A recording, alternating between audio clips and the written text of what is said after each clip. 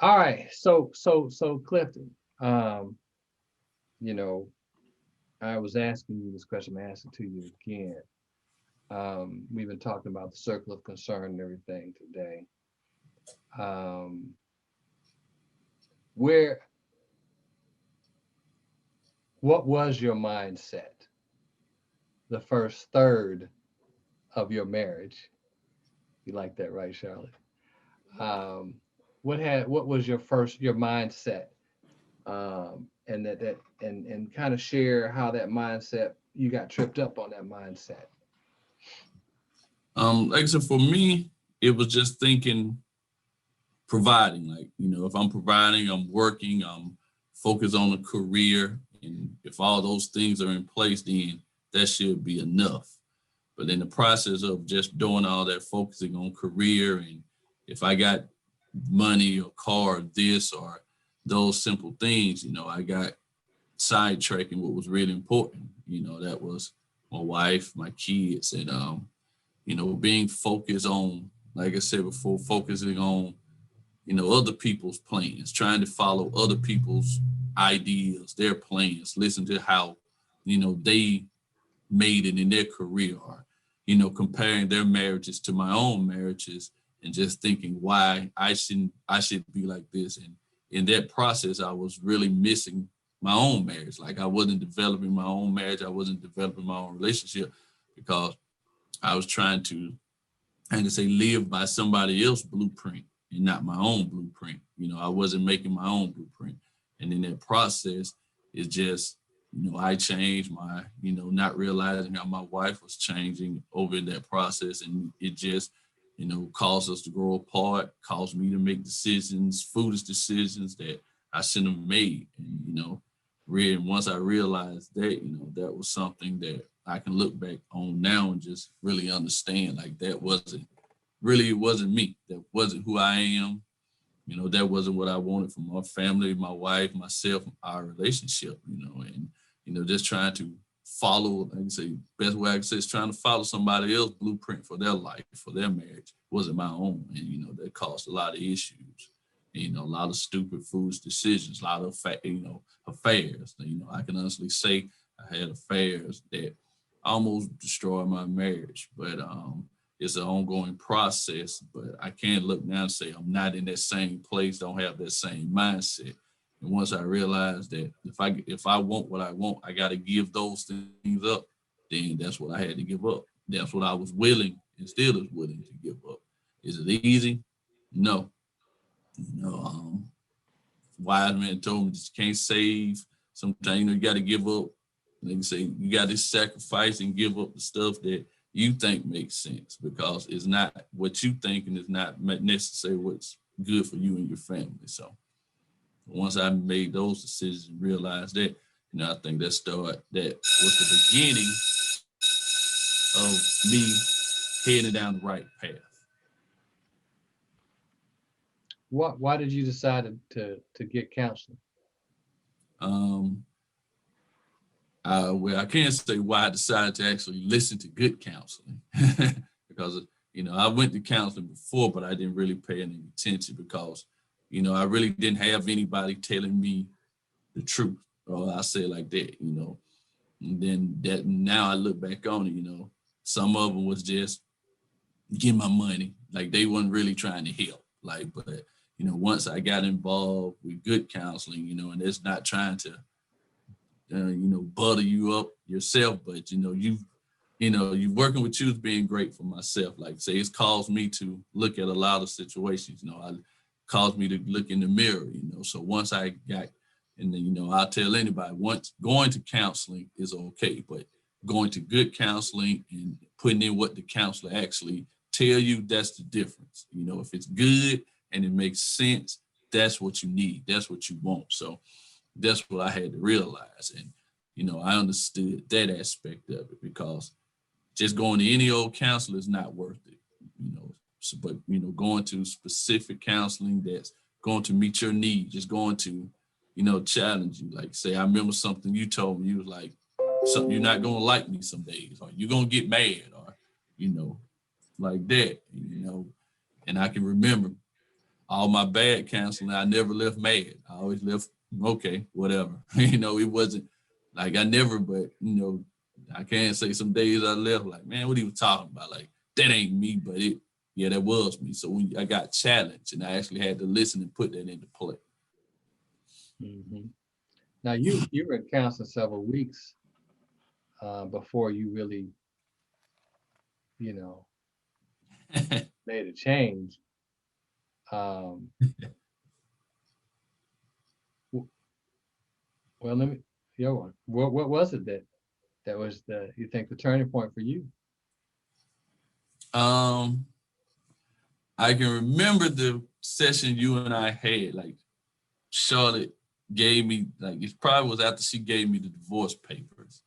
And in my mind, I was like, I think we'll be all right. And you know, you came down. You was like, you know, you went to that bro, like, no, it's not all right. Like, are you crazy? Do you not see this? And it was like you was on me, like, man, are you crazy? Do you not understand this? Like it was one of those like, nah, but no, you really was like, dude, you have to understand this. And you know, that was like, yeah, that's right. Like, you know, it's not all right. Like you was like, nah, you finna, then you like, nah, you finna lose this stuff. So, you know, like this is finna be over, you know.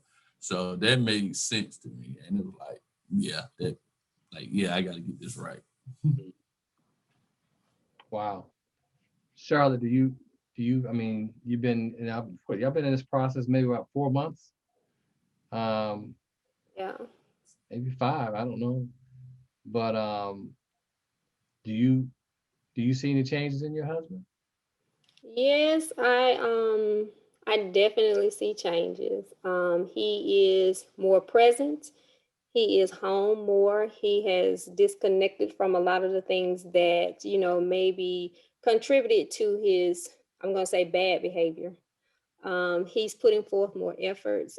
He's being more accountable. He understands what his infidelities actually did to me, and he's asking those questions. He's having those conversations, those difficult conversations.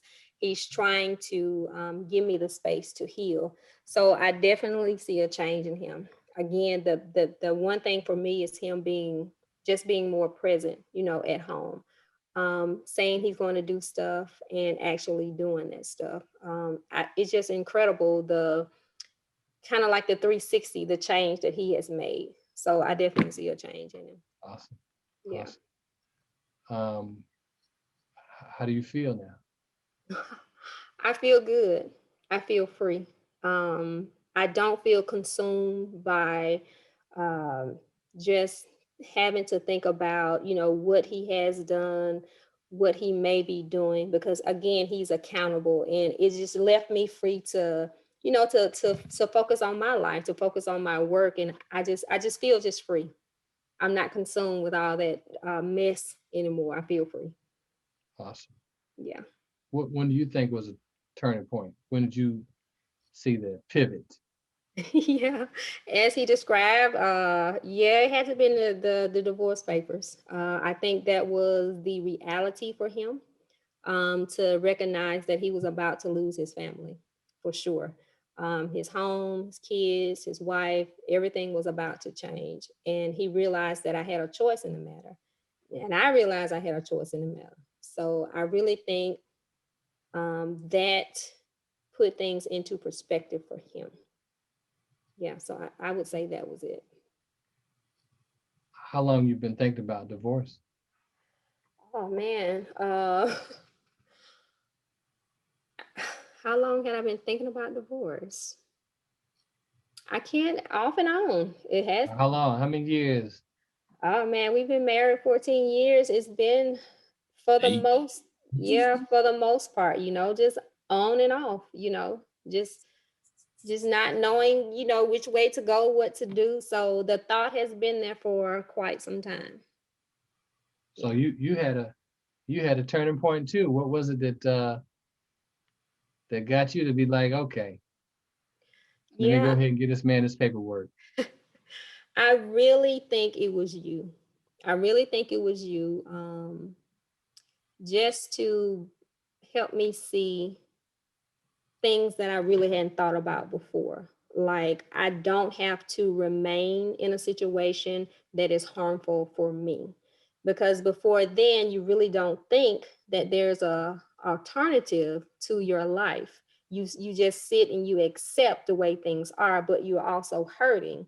But to have someone like you to come in and to reframe that for me, I think that really helped me to understand that, you know, I do have a choice in this matter and I can do X, Y, and Z. I don't have to just lay down and accept this. So like my husband said, having good counsel, it really helps. Just not going to someone and, you know, you're left feeling good. Yeah, we did great today. You know, if you're not challenged, you know, then what are you really doing? So you just giving us, just being challenging for us, reframing things and putting things in a different perspective. I think that that has really made the change. Awesome. Awesome. Yeah. Now you're a counselor yourself. I How am. how how has this experience impacted your work, you think, as a therapist? I really think as a therapist, it has given me the experience, the know-how. When I'm speaking with my clients, and for example, if the betrayed spouse is talking about what it feels like, I can really say, you know, I know exactly what you mean. And here are some of the things that you can do to help you through that. I really think it has given me just a front row seat, you know, to be able to be more sympathetic and empathetic with my counselors. I'm sorry, with my clients. So I really think it has just given me information as far as that goes. Awesome. Yeah. Awesome. How about you, Clifton? You think this experience has, um, how do you feel like it has affected your professional life? For me, it just helped me with learning what to put, perspective, like what put things in perspective, like what's important. You know, career is good, job is great, but that's not gonna be there. Like if you replaceable on those jobs, but you know, being at home with your family, that's the most important thing. Like it helps you. It helped me to understand, prioritize, put what's first, and just like that question you asked, like start searching. What's my role at home? Like it's more to it. So what is that role going to be? So trying to just put those things in order, put those things in perspective. That's how it helped me greatly. Awesome. How do you feel now, Cliff? I feel a lot better with, knowing that I got the tools or got some tools to help in my marriage, because, there's no book on how to really, no real book on how to do this thing. And, just doing trial and error sometimes, not really understanding. It leaves you feeling by yourself sometimes, like when you don't know. But now, being able to understand, like, it's okay to feel this way, or, being able to understand that, go to Charlotte. Like, she can't read your mind. Like, go to her, talk to her, listen to her. Like, she's not, you all are not enemies. Like, y'all are friends. Like most of the time, what she says is to help you, and vice versa, and just understanding that. But, just a lot of times, you base your ideas of marriage on things that you've seen, and, that's not right. Like, that's not the right way. Like, a lot of times what you've seen wasn't right, totally wrong. But because you didn't know it, didn't see anything else, you just based yourself on that. So this process has allowed me to see a lot of that, where, stuff that you thought was wrong or things that you thought made sense, it really wasn't right. It actually did more damage than it did good. So, just learning that. That's awesome. Awesome. Well, I'm so proud of you guys. I mean, you guys have really put in the time. And Cliff, I'm gonna have to give you some props, man, because I would describe you like, was it Jacob was wrestling with the angel? I will not let you go until you bless me. And you have made your appointments. You're like, no, I'm we let too many weeks pass. I don't know if that was you or Charlotte on your case. I don't know, but you sure have really been good about, no, I ain't done yet. We're gonna keep working on this, and that's awesome, man. Yep. I think it's a little bit of both. Be understanding.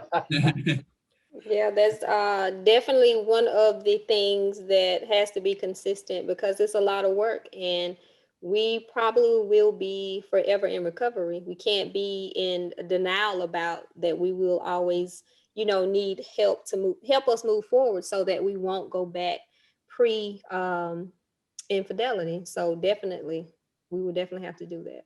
Awesome. Yeah. Thank you guys for sharing your story with the world. Because I got some people right now I'm gonna send this video to like today. I am serious. Like y'all need some inspiration. Yeah. Talk to the Reeveses. Definitely. All right. Thank you so much. Thank you, Charlotte. Appreciate you You're welcome. popping in the middle of the day on the request. Yeah, I'm here. All right. Great. Okay. Talk to you later. All right. Bye. Bye. Wow, man, your wife is happy. I just got to keep her that way. That's awesome. Yeah. That's awesome. And it doesn't seem like you're confused at all about what it takes to keep her happy at this point. No, I got a good idea now. Great. I got a good idea. That's great. Happy wife, happy life, huh? Yep. Totally. Awesome. Well, let me pray with you, man. What's your takeaway from today? Things that outside of my circle, stop worrying about them because I can't control them. Focus on what's inside. There it is. Pray with you, Father. I pray you be with Clifton and Charlotte. Bless them in a special way. I thank you for how you have blessed them to be able to reconcile, recover, to be back in tune with one another and back in love with each other. I thank you that they're spending time together, enjoying each other, that the children are happy and feels secure as well in this home, in this family that could have been destroyed. But Lord, you said no. And Clifton said no. Charlotte said no. And I thank you for the work they put in to turn things around. I pray you bless them on this journey, that they will continually be on a growth process, to check in and make sure that they are on the right path. In Jesus' name we pray. Amen. Amen.